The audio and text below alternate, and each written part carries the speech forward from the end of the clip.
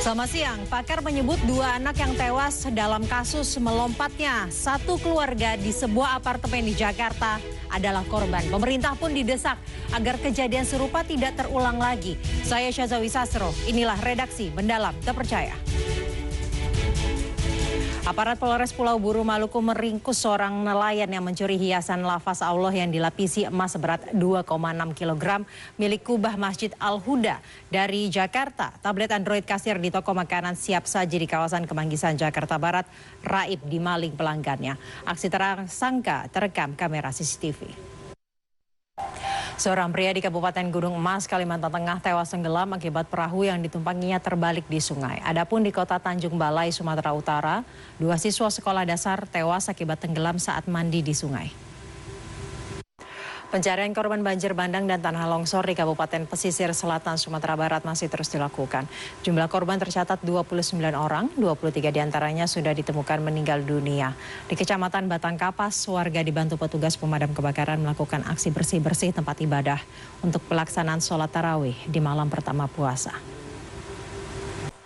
Kita ke informasi dari sejumlah daerah di tanah air. Ratusan warga merusak dan membakar kantor polisi kehutanan Desa Sukamarga, Kecamatan Suwoh, Kabupaten Lampung Barat. Pembakaran ini dilakukan karena warga kesal akibat lambatnya penanganan konflik harimau dan manusia. Akibat dihantam ombak besar, sebuah kapal yang mengangkut 30 penumpang terbalik di sebelah barat Pulau Rambut, Kepulauan Seribu, Jakarta Utara pada Senin sore. Jenazah Denny Sobali, korban pesawat jatuh di Nunukan, Kalimantan Utara, tiba di rumah duka Dusun Nusa Gede, Kecamatan Cijulang, Kabupaten Pangandaran pada Senin siang. Dengan menggunakan ambulans dari Lanut Nusa Wiru, jenazah langsung dibawa ke rumah duka di Dusun Nusa Gede, Kecamatan Cijulang, Kabupaten Pangandaran.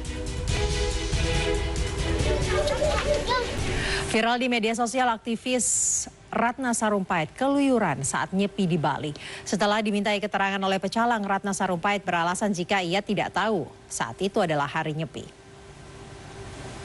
Harga kebutuhan pokok di sejumlah pasar tradisional terpantau mengalami kenaikan seperti di Pasar Tradisional Tasikmalaya, Jawa Barat. Kenaikan harga bahkan mencapai 150 hingga 200% dibandingkan biasanya. Sementara itu di Pasar Tradisional Surabaya tingginya harga dikeluhkan masyarakat. Jenazah satu keluarga yang tewas usai melompat dari lantai 22 rooftop apartemen pada Senin siang disemayamkan di rumah duka di Grand Haven, Pluit, Penjaringan, Jakarta Utara. Usai disemayamkan, kasus seorang tua dengan kedua anaknya tewas melompat dari atap apartemen di kawasan Jakarta Utara mencengangkan publik. Polisi menduga keempat korban sengaja mengakhiri hidup. Namun pakar psikologi forensik Reza Indragiri tidak sepakat kasus ini murni disebut kasus bunuh diri. Reza menilai anak-anak menjadi korban dalam kasus ini. Dan sebelum menyimak informasi ini, kami ingatkan kepada pemirsa jangan remehkan masalah kesehatan jiwa. Bagi Anda yang mengalami atau merasa memiliki masalah kesehatan mental seperti depresi atau stres, segera hubungi dinas kesehatan setempat atau segera mencari pertolongan ahli atau bantuan dari profesional. Berikut kita simak laporan khas redaksi.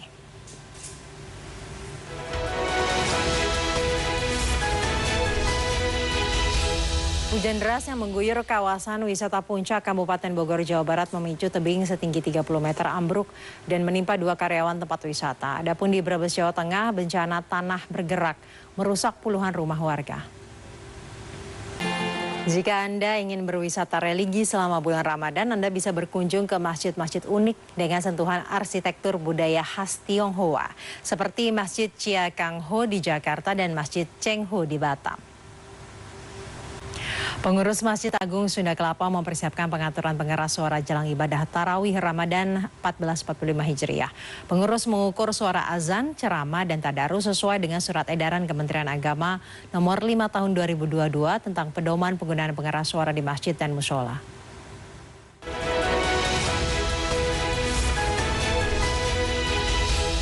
Meski baru memasuki awal bulan Ramadan, tapi Kampung Nastar sudah mulai menggeliat. Ada belasan produsen kue kering di kampung ini yang sudah menerima orderan hingga 500 lusin kue kering.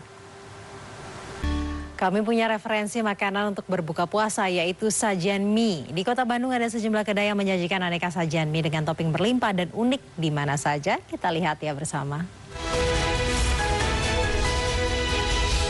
Sebagian umat Islam di dunia sudah melewati hari pertama puasa. Kemeriahan terlihat saat Muslim di mancanegara menggelar berbuka puasa. Seperti di Turkiye yang berkumpul di lapangan Sultan Ahmed. Sementara itu, Muslim di Irak berkumpul di masjid dan menyediakan menu buka puasa gratis bagi orang kurang mampu. Warga Palestina memulai puasa mereka pada Senin di tengah gagalnya perundingan gencatan senjata antara Israel dan Hamas selama Ramadan.